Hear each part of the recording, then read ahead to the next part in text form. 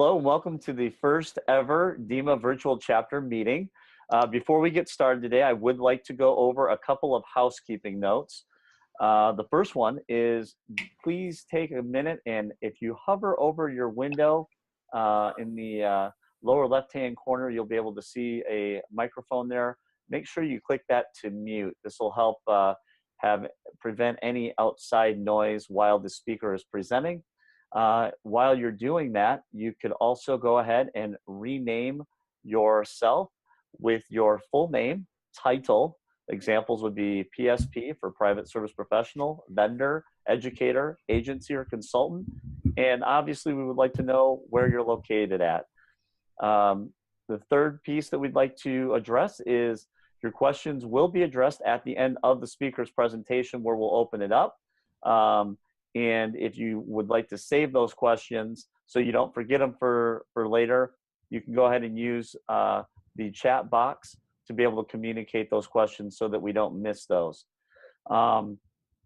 If you're having any type of technical difficulties, please reach out and communicate those to Beth.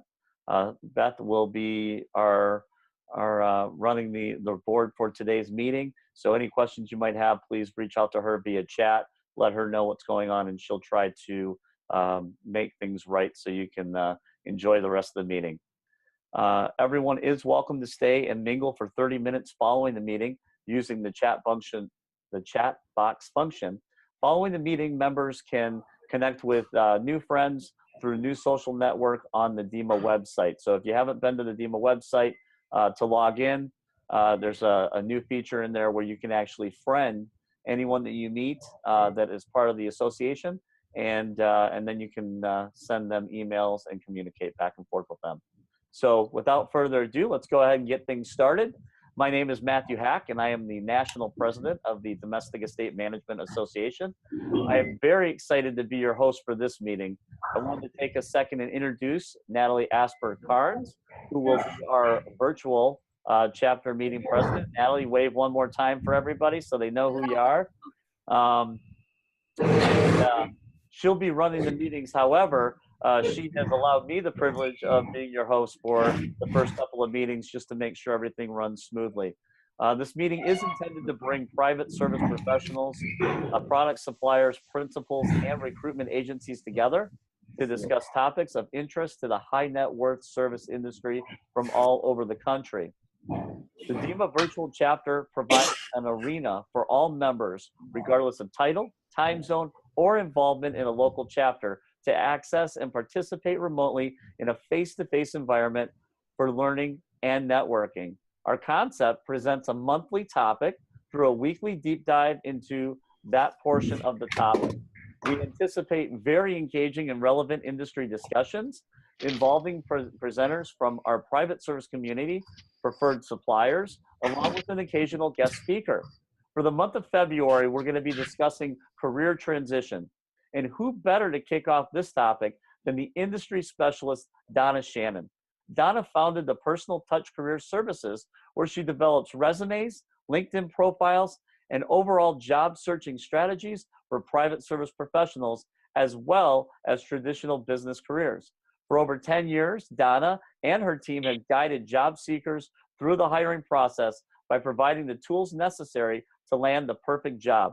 In addition, Donna was selected as DEMA's Educator of the Year in 2014. So without further ado, let's go ahead and welcome Donna. And Donna, I'm going to pass you over the controls, and you can go ahead and take control. All right. Thank you very much, Matt, and welcome to everybody.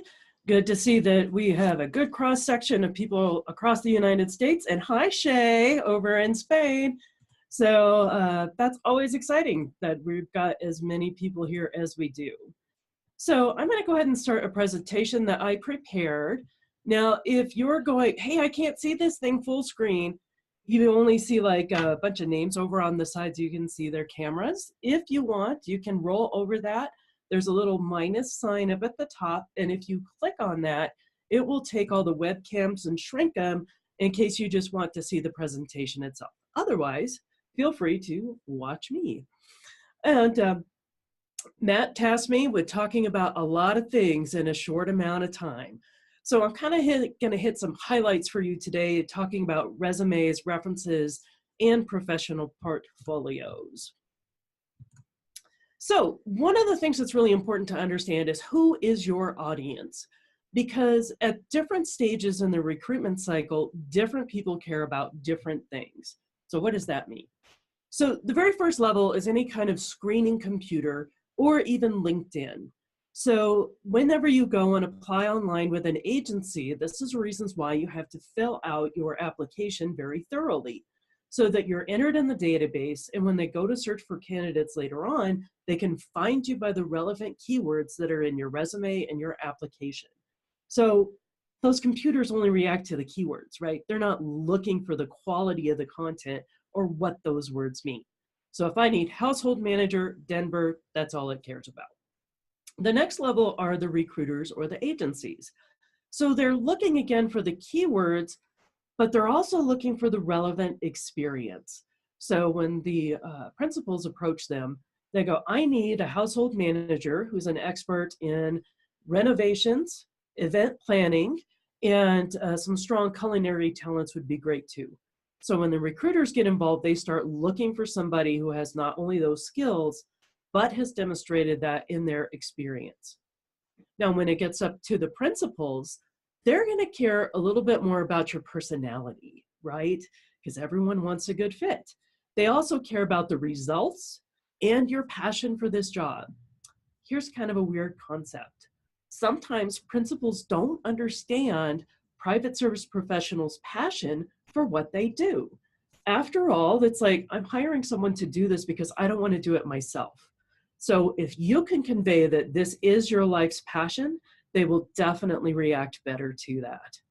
And finally, by the time your resume gets to the family or the business office, especially if it's the business office, that traditional HR person is going to go, what the heck is this? And why is there all this stuff that I never see on a business resume?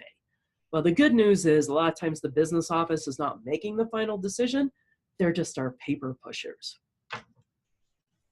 All right, so how do we capture this personal factor? So principals always want to hire somebody who is passionate about their work, knowledgeable about the industry, fits in with their household, and really understands their needs. So the keys to the great resume are we're going to capture all of those things and demonstrate them for the employers. So the first part, who you are. This would come into an opening summary statement.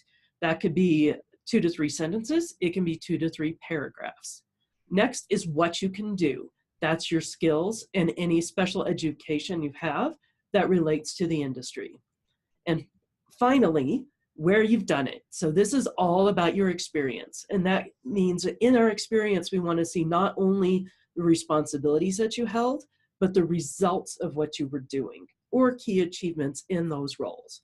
And always keep in mind, how does this apply to the principal's needs? So let's talk a little bit more about who are you. So here's one of those things about those summaries. Feel free to share, because unlike a business resume, private service can include more personal details than you would ever see in a personal or a business resume. For example, you might talk about where you're from or other elements of your personality.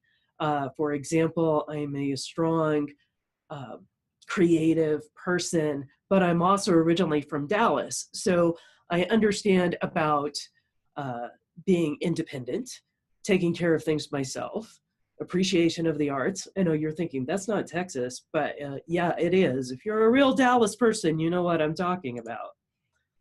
And we also want to use descriptive terms.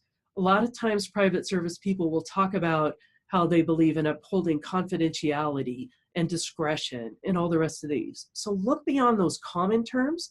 Those are keywords that are searchable, but it's not telling me who you are. And finally, what is your passion? When it comes to private service, what really drew you to this industry? Was it the fact that it's different every day?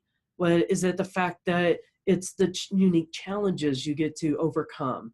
Is it a matter of that personal sense of satisfaction when there was like a seemingly impossible task with very short time lengths, but you managed to pull it off.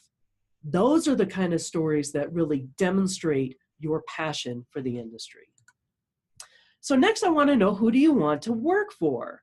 Because believe it or not, everybody has the same answer. Every private service person I've ever talked to has said, I don't care about the title or even the location, so long as it's a good fit.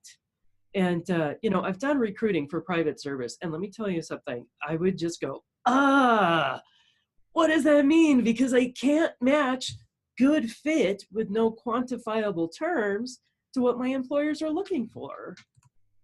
So this means you need to define what that means to you. It requires a little bit of self-reflection, right? If you are able to define your ideal job along with acceptable variations, that will really help the recruiters in making an appropriate match for you.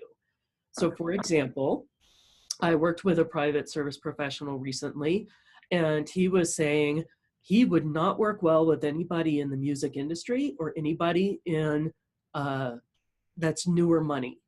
The ones he works with best are people who are reaching towards the end of their lives, going honestly into elder care in the next 10 to 20 years, who want to work on their foundations and leaving their legacy either to their children or to institutions like universities and museums. He had a very clear picture of what he wanted to do. And believe me, recruiters love it when you can convey that to them so they can find the right match. So let's talk a little bit more about what you can do or your skills and your abilities. So here's one of the things. We have to manage principals' expectations even in the resumes themselves. And those skills, this is what leads to those expectations.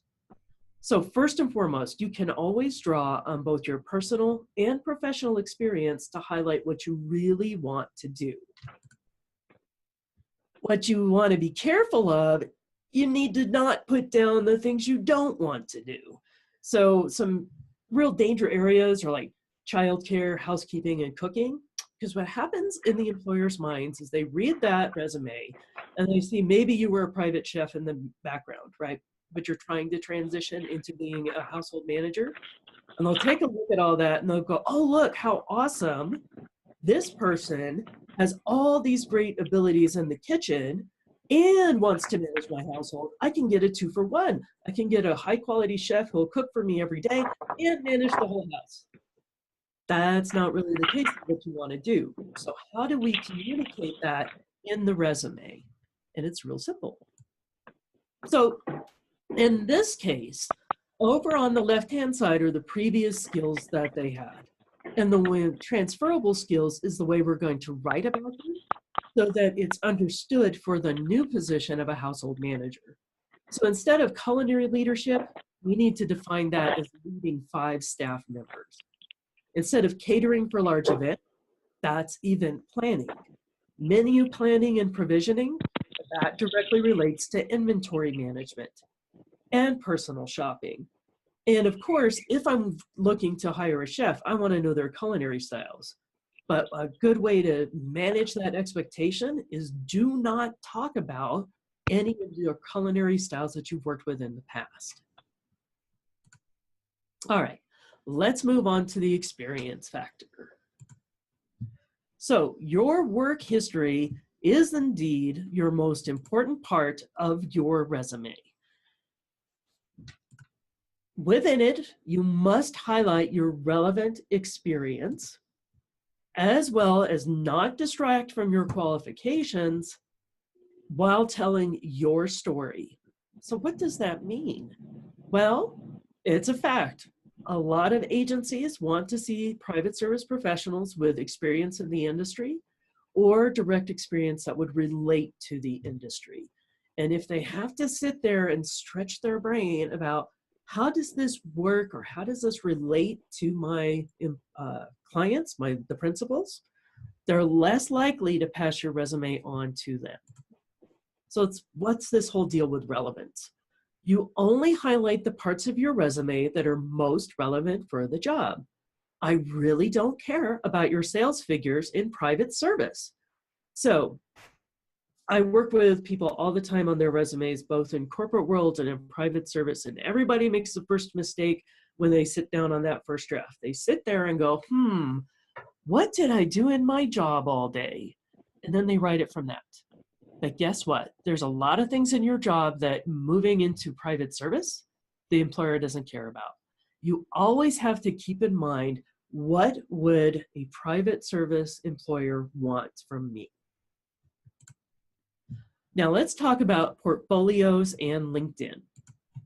So a traditional portfolio, what the heck is this? So a portfolio includes anything that helps prove your work and its quality. So it can be as a standalone website, a PDF ebook, or even a physical documents, if you're old school. And it can include your references, samples, like for example, culinary samples would be menus, pictures, event collateral would be like if you did a very large fundraiser, it might be the announcements, it could be the flyers that were associated with those things. Of course, with any of this stuff, you always have to gain permission and make sure you have the permission for its intended level. Some employers may allow you to show pictures of a renovation project once you're speaking to another principal or once you're speaking to agency, but they do not want those pictures on a website, for example. So just be sure that you're paying attention to that. But here's another cool thing. LinkedIn has multiple uses. So most people know it's for online networking. And of course, you can do job searching here. Even in private service, more employers are going directly to LinkedIn to search for candidates, but it can also be your online portfolio. This is one of the reasons why we're seeing less of the dedicated single websites for a candidate and more for the LinkedIn. And that one big reason is I can download your LinkedIn portfolio. I cannot always do that on a website. Now, the one thing to keep in mind, though, is if you're working for somebody who has a policy against social media, and some of them do, obviously, that you don't have this option available to you. Now, I bet you went, oh my gosh, she's talking about a public website, social media. You know, how does that relate to the confidentiality issues?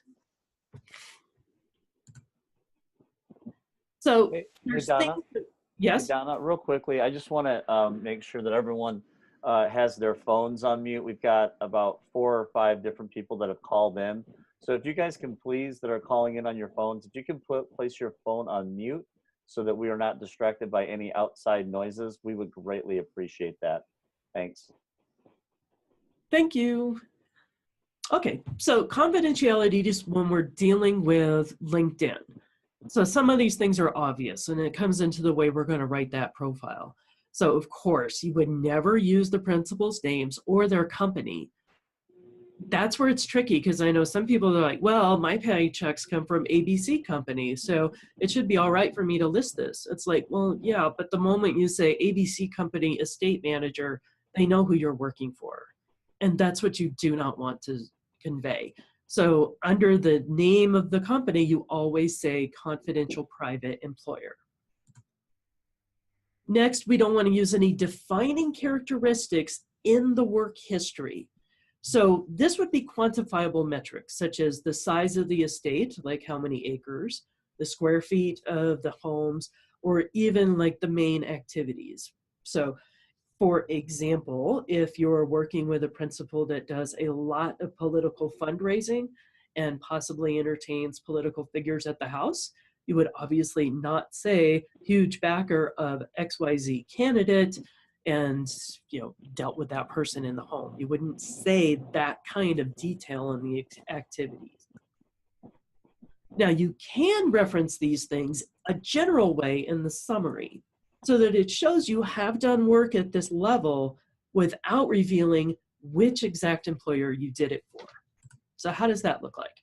So here's an example of how the work experience plays out for somebody who is obviously a private chef estate manager. I won't read all of this. You can see these slides later on. I'm going to be sharing them with Dima, and you can read this more in depth then. But a quick highlight, notice in the summary up here it says, manage the estate of 3 luxury residences in the US and abroad. So you don't know what states, you don't know what countries, you don't know how many family members, you don't know how big each one of the locations are, you don't know how many vehicles there are, you don't know how many vendors, but it is talking about them in a descriptive way so you understand that this person does have experience at this level. Now, here are some of the details in the summary. So anytime you write your summary, you have 2,000 characters. You've got plenty of space to add lots of details. So you would start with a normal, personal opening. And then you can add some more details as a bulleted list. So this, by the way, this only works if you've only had multiple jobs in the industry. If all you've had is one employer for a household management role or an estate manager role, yeah, it's pretty obvious who you were doing this for. You can't really do this. So here where we say managed luxury residences ranging in size from 10,000 to 30,000 square feet, or coordinating the private events for up to 300 guests with A-list talent and high-profile guests. You know, oversaw the multi-million-dollar renovation of a historic home. This says, oh yes, this is a high-quality estate manager who understands what it takes to deal with a property this size. So using your LinkedIn profile as your portfolio, you can actually upload additional content to almost every part of the profile. You can put it in your summary, you can put it in your work history, you can put it in your education. It really adds a lot to that online presentation. So you can include pictures, presentations you've written, specific documents, plus all of the articles you post and your activity that you do on LinkedIn is already being displayed on your LinkedIn profile. So how does this look? So here's some of the embedded content from my own LinkedIn profile. So as you can see, there's actually 6 different pieces of media uploaded here, even though you can only see 2 right now. So track down the hiring manager, that's a document. One is a recorded webinar that I did with Bonnie Lowe Craman. And here is my articles and activity, which shows on my profile right underneath the summary. So you can see how many followers I have. The job interview guide, that's a recent article I wrote. Over on the right-hand side, this is all my activity, things I've shared, things I've commented on. So one thing to note about this is anybody looking at your profile is going to see this kind of activity. So if you're leaving comments in groups or liking things or sharing articles, just make sure it's the kind of things you wouldn't mind people seeing, right? There were some people who got in trouble in the past couple of elections for, you know, promoting one candidate or another, and it was just like, it was a mess. It's like, just don't do it. It's obvious. Now let's talk about managing your references. So as soon as you're ready to engage in your job search, contact your references first. A few reasons why. Number one, you want to refresh the contact, make sure you still have all their current contact information. Just remind them of what you're wanting to do, the kind of things you might want them to mention when they get a reference call. And not only that, sometimes when we're reaching out to our contacts, say, hey, I'm looking for a job again, they may go, you know what? I know Joe Schmo down the way is looking for an estate manager. Let me get you in touch with him. So another thing that we want to figure out on... Donna, real quickly, I hate to interrupt, but let's go ahead. I'd like to talk a little bit about some of the material that you presented so far, and maybe open it up for a couple minutes just to break things up a little bit. There's a ton of information here, and so I'd like to share that a little bit. Before I do that, though, whoever is calling in on 917-674-49570, can you please mute your phone? I can mute them. All right, can you mute? Thank you. All right, So let's open it up just for like 2 seconds here. And if there's any questions that anyone has about some of the stuff that Donna's talked about real quickly, you can just raise your hand, and I think Donna can go right to you and answer those questions, I believe. Yes, Roger. Hi, Donna. Really great information, and I appreciate you being here. Back at the very beginning, when you were talking about the flow of how your resume works through, you had the principals, and then you had the family office. Mm-hmm. That's the first time I was surprised when I read that, because I would have figured it went from the recruiter to the family office, and finally the family was the last one to see it, because they're the ones who are going to do the final interview. And, you know, I may dazzle everybody up until I meet the Mr. and the Mrs. and I walk through the door and they go, Mm-hmm. And so, you know, what has led you to put it that way rather than the other way? Is there a specific thing that is happening that you're seeing, a trend or something of that nature? That's one of those things that can go either way. So it depends on how the family wants to do it. So they may go from the recruiter to the family office and then to the principals. I've also seen it where it goes from the recruiter to the family and then to like their HR department to start with the payroll and just the final background checks and those kind of things and the confidentiality agreements. So it can go either way. And then it looks like you got a question from Michelle. Hi, everyone. Yes, thank you. This is great information. Thanks so much. A quick question for myself, coming out of the corporate world. I know, and referring to references and even, I guess, verifying employment. In the corporate world, when verifying employment and even when checking on references, they're very limited to the number of questions you're allowed to ask legally. Right. Is that the same in private service? Or Okay. can it be an open discussion? Is that allowed? As a matter of fact, it has to be an open discussion. And just to clarify too, that it's not something that you can only legally ask things in a corporate reference check. That is a company's individual policy, and they change depending on where you are. And I used to do corporate HR, and that's how I know this. Okay. Might be different in some states, but general rule is it's their own policies that are dictating, we will only do employment verification and say, the dates that you worked here, are you eligible for rehire? I can verify the salary amounts if you tell me first. Right. But yeah, the standards in private services, a reference is not just an employment verification. It's somebody who can really tell how you were on the job. We live and die by our references in private service. Okay, thank you so much. You're welcome. Other questions? I know we had a couple of chat questions popped up too. Of course, I don't remember how to get to that part.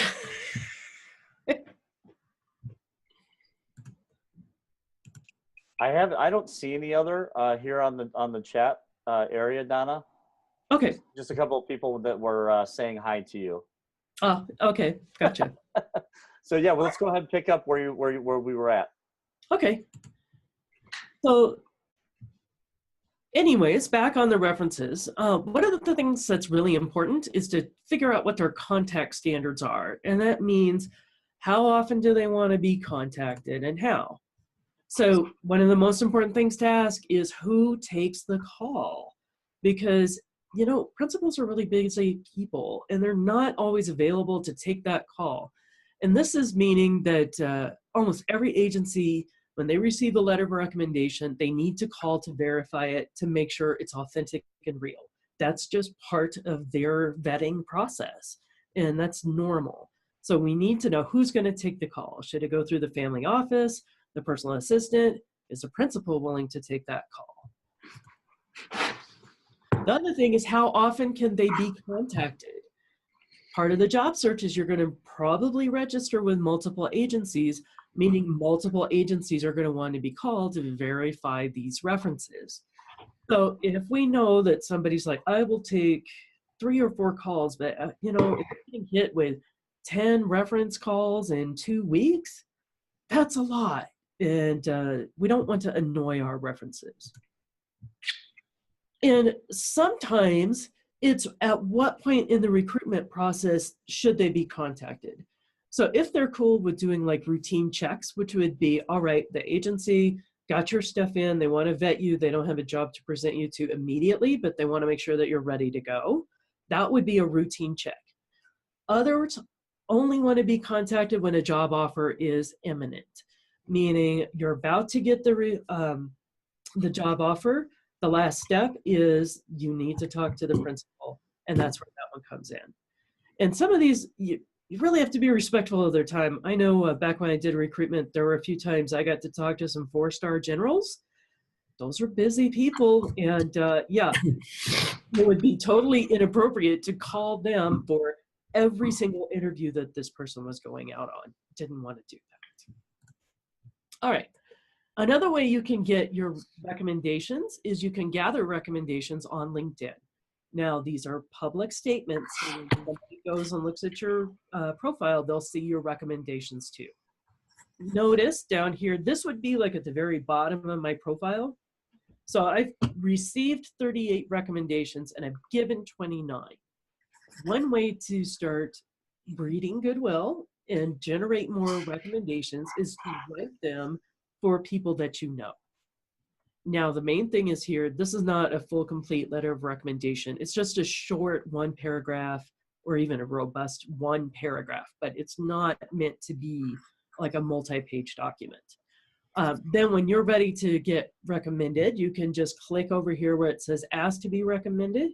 Very easy process. It walks you right through it. So let's talk a little bit about what makes a great letter of recommendation. So first and foremost, who should you ask?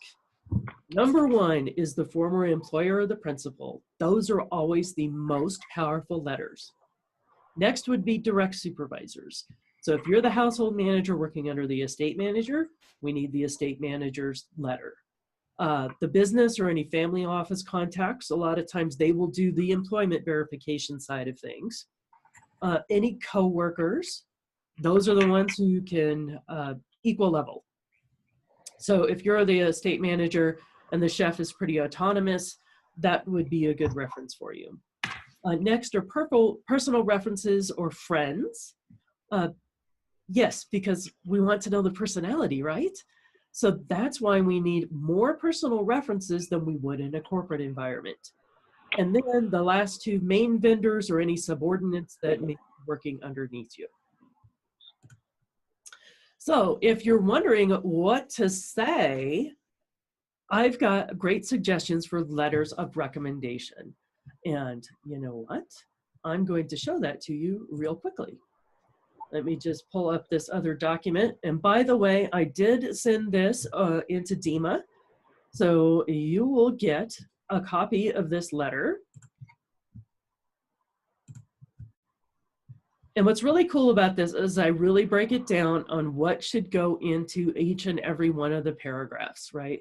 From the first paragraph to establish the job, the body, which describes the details of what you did, a personal paragraph, so that talks about who is writing the letter, and of course that most important closing, would they hire you again, and how should they follow up to make sure that they can verify this letter. There's even some tips in here on how to get better LinkedIn recommendations. So if you've got a reference who wants to write something for you but they don't know what to say, you can definitely share these with them. And sometimes, you know, we have those lovely people who say, you write the recommendation, I'll sign it. This will help you, give you a guide for this as well.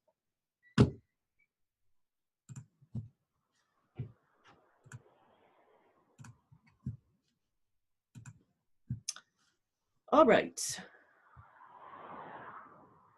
So that is pretty much everything that I have to share with you today. Do we have any questions?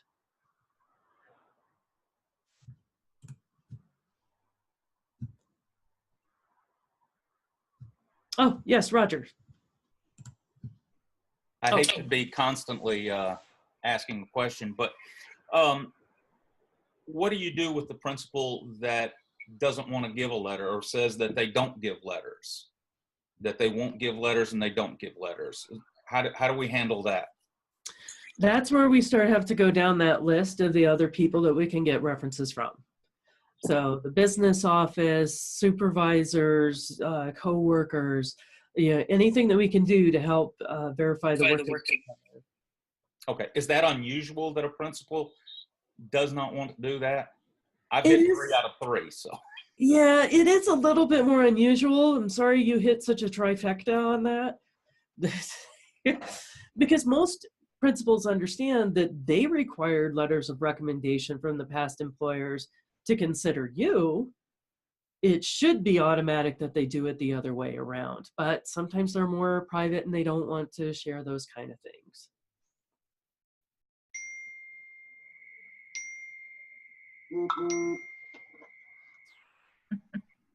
Let's see, so we've got a couple of other people with raised hands. So it's not a real name here. It's like LP Mac. Can you hear me? Now I can, yes. Hi, my name is Lisa. Hi, Sorry. Lisa. Sorry for the inscription abbreviation there. I have 20 years ago had a position in Hollywood for a well-known celebrity. He's now deceased. Mm-hmm. I worked for he and his family. The wife at the time, well, the way that their marriage ended before he deceased was quite a battle.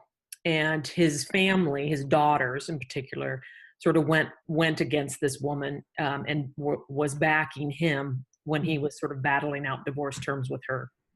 So it was very ugly. So I have my principal, who really was the person at the core that I was working for.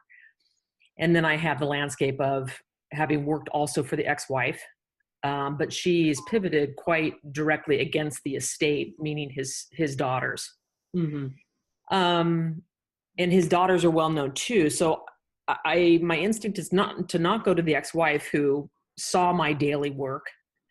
The daughters were adult and were away from the home where I worked. Mm-hmm. But I am wondering if it's possible to go to them to have them at least verify that I was there. They would often visit and they knew me. But I guess I'm just kind of in a pickle and that this is a bit old. Yeah. Yeah. And usually when things start to get really, really old like this, now, did you already have any kind of letter from this assignment? No. Okay. So in that case, it may fall into just doing the employment verification, especially when things start getting 20 and 30 years old. It's always harder to remember a lot of the details of what someone did. Mm-hmm. Thank you. Yep. We did get a couple of text questions too. That being, a couple of people are asking how many pages should a resume be? So my philosophy is this. It takes as many pages as it takes. In the business world, it would be 1 to 2 pages. But in private service, because we have to convey a lot more information, like for example, if you have a 3-paragraph profile about yourself, which is very much like a bio and what would be the corporate terms, then a very hefty skills section of detailed work history that does go back 20 or 30 years. It's not uncommon for that to go to 3 or 4 pages. And that's the other thing too. They want to see your entire career, as opposed to corporate environments where it's only the last 10 to 15 years of experience that's traditionally listed on a resume. So now if it's getting beyond 4 pages, at that point you might want to go, all right, this needs to trim down a bit. And again, it all comes back into what is really relevant to the employers. All right, so Michelle, I know you had a question, so. Oops. Okay, there we go. Sorry, thank you. Yep. In talking or putting together a portfolio, that's something that I'll embark on now. I didn't realize I needed it, but it absolutely makes sense. So thank you for sharing that. Besides LinkedIn, although I know LinkedIn is the go-to, but not for everyone, and whether it's they just don't look at it or it's getting outdated already, I'm not sure. But is there another, whether online or tangible alternative to LinkedIn when it comes to a profile? Or is that the standard? You know, LinkedIn is really the standard. I mean, there's 500 million people on LinkedIn in over 200 countries. So it's going to take a while for it to get toppled, especially because it's grown so much. If you want to do a private website, you can go to Squarespace or WordPress, and you can get some really nice free options, and they're not too hard to figure out how to set that all up. Great, thank you. You're welcome. All right. Hey, Donna, did you see that question that just came in from Lisa? Yeah, so, okay, this is not a planted question. How do we work with you on our presentation, LinkedIn, resumes, etc.? Do you work virtually? What are your fees? Yes, and yes. I would be happy to help you and my team, Latricia Friend, who's in New York, she's also in this webinar today. She does a lot of the writing for our resumes and LinkedIn profiles as well. We work with people across the country and even internationally. Shay, who's over in Spain, is one of our clients, actually. The best way to get started with us is they do a free resume review and consultation. You can sign up directly on the contact page from my website. And that website is personaltouchcareerservices.com. And when we share the presentation slides from today too, my contact information is at the end of the presentation as well. And fees are fair. But yeah, we have different packages for different needs. And then it looks like you have one question from Laura as well. Yeah, so had the question come up, what to do if an employer refuses to give you a reference because you quit? So when we resign from a position, things do change a little bit. Since you left on your own terms, it is more unlikely that the employer would give a reference in the first place. And then that's where we come back to the list of the other people that we worked with. Business office or the family office would probably just fall back into the employment verification. But things like the vendors, the coworkers, the subordinates, those can help support the things that you did in the household. Now, I know sometimes we have to leave a position because it's a toxic work environment. I know I've had some of those in my own past, but the thing is, we need to find somebody who can speak to our quality of the work and not go into, oh yeah, that house was crazy, so of course she left. Everybody leaves, right? I just need to make sure that we don't get into name calling at that point, that it's only about the positive things that we brought to the table. I hope that helps. We had another question from Laura. Can you elaborate more on what to do if you can get a reference from a former employer or can't get a reference? Okay, so that's the same question. Again, I would do the employment verification with the business or the family office and then work on the other people that knew you during that time frame. Let's see, any other questions? I have a quick question for you, Donna. And if you could just kind of briefly go over, I know that one of the most important things that you can do is obviously the resume is the first introduction, but can you go over a little bit about how you prepare your clients for when they're going to be doing their first face-to-face interview or a virtual meeting kind of similar to what we're doing here? Can you go over how you kind of coach and counsel them, things to look for or that you look for to try to make that first impression the right impression? Okay, sure. So first and foremost, the thing you got to practice is your introduction, right? What's that first question you're almost always asked, right? Is tell me a bit about yourself. You need to have a polished, smooth answer to that, not the boring repetition of your resume. We're going to spend all the next hour or so talking about your resume. I don't need it all in 2 minutes, right? It needs to be something engaging. It needs to be something that makes you memorable. And it needs to be something that you have almost memorized. And here's how important that is. So as most of y'all know, I worked for Starkey International for a while. And one of the things I taught was the interviewing skills. And we would do mock interviews at the end of the class. And because I'm mean and vicious, I would do different characters when I was doing the mock interviews with the students in front of the whole class. It was also getting recorded.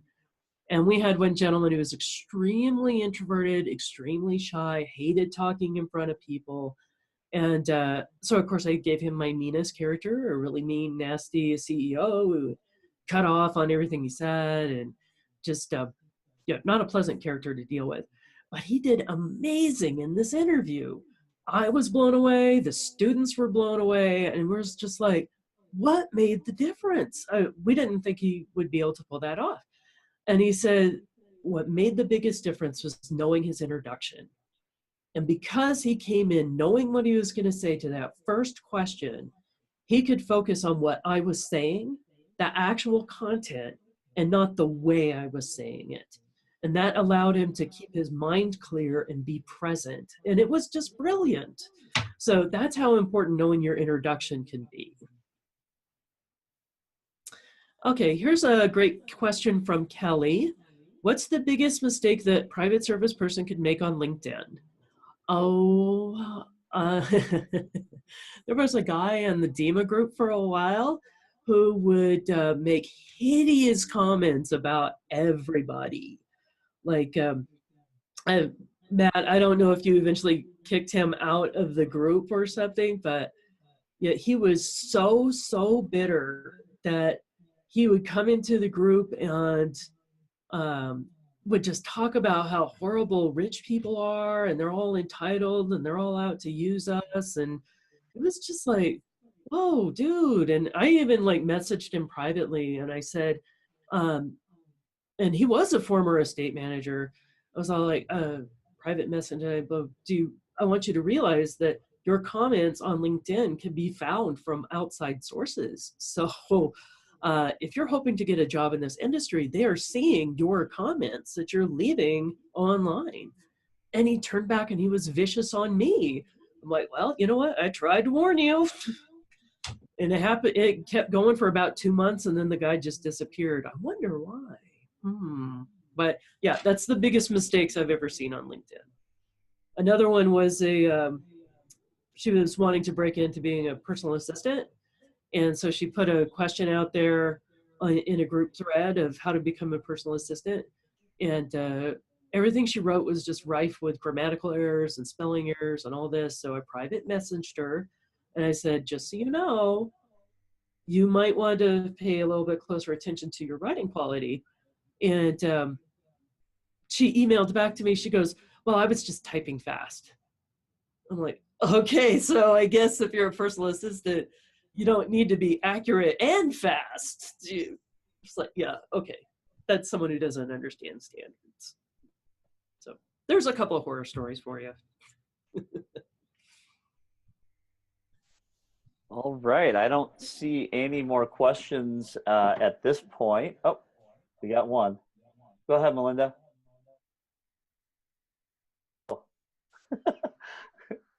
Yeah, can you type it? Matt, she did. She says, how do you suggest gaining references from a current employer where the biggest interactions are with the employer's friends, meaning those friends would give the best references? That might be tricky because if your principal knows first question first is, does your principal know that you're looking, right? Because the rules change if you're in a confidential job search. That's kind of one of those contact standards we talk about, that they can only give a reference when the job offer is imminent. That would be like if you're looking for a position and your current employer does not know, but you're pretty sure that they would give a good reference once you make that announcement to them.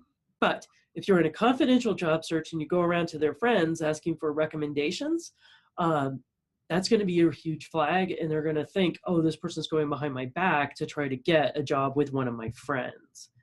So if you wanted to ask their friends for references, I would be 100% on board and upfront with my employer before I started approaching them. Any other questions? All right, Matt, I'm going to turn over control of the group back over to you. Okay. So thank you very much. Thanks, Donna. We really appreciate it. You did a great job.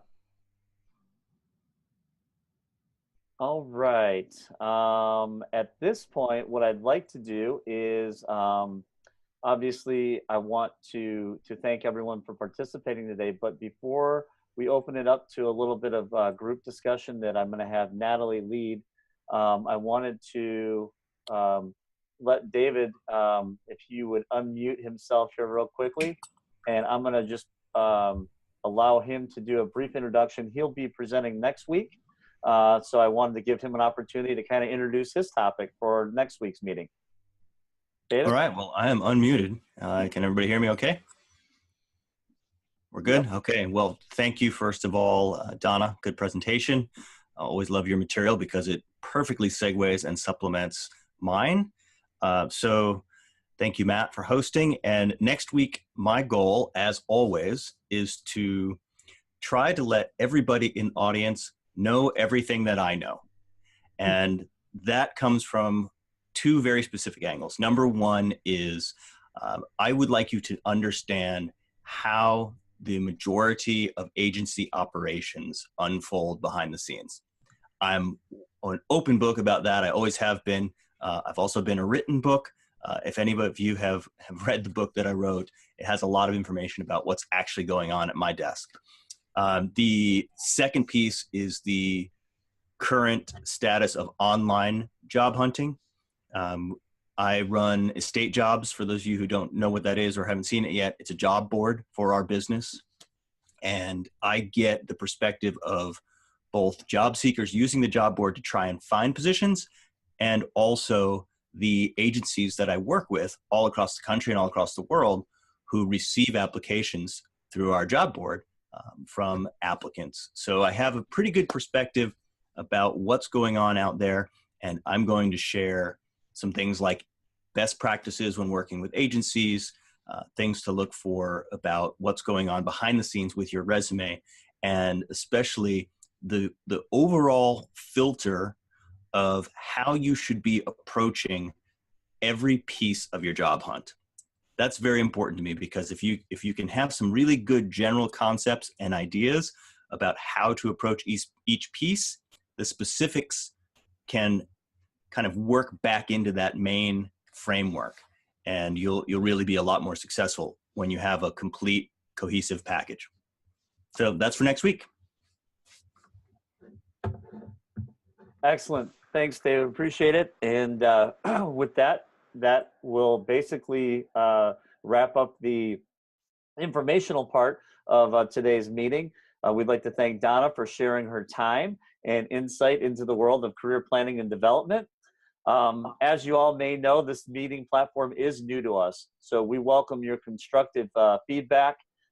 Please respond through a post-meeting survey that you will receive, and through that virtual chapter tab on the DEMA website. If you haven't been on the DEMA website recently, we are in a beta testing of the new website that we've been developing. So I encourage you guys to go on there and be able to update your profiles now. It's very similar to those that are on LinkedIn or Facebook. So please make sure that you go on, and you'll be able to update all that information and meet some of the other people that are already here on the call. We'd also encourage you guys to submit any suggestions for future guests and topics that you'd like to discuss. And we are working on a location where we will be putting a link to this meeting. So if you want to share it with others in the future, you'll be able to do that through the DEMA back end of the website once you're logged in with your member ID and username. If you have any questions regarding those, please feel free to reach out to us at DEMA National. Memberships at domesticmanagers.com will get you in touch with Alex, and Alex is our membership coordinator, and he'll get you all set up with your username and password. So as you guys know, we're excited to announce that we will be meeting next week on Tuesday, February 13th. We'll be joined by David Gonzalez, and we're going to talk about how to maximize your agency experience. Be sure to reserve your live spot for next week's meeting through your invitation that you'll be receiving. There are only 100 spots, so I think as this grows, be sure to get in there quick to reserve your spot early. In the meantime, don't hesitate to jump online and utilize that new social network that we've created for you on the DEMA website. And at this point, Natalie, I'm going to go ahead and I'm going to send it over to you, and you can kind of get the after hours session here going with everybody that's online here. Okay. Great. Thank you.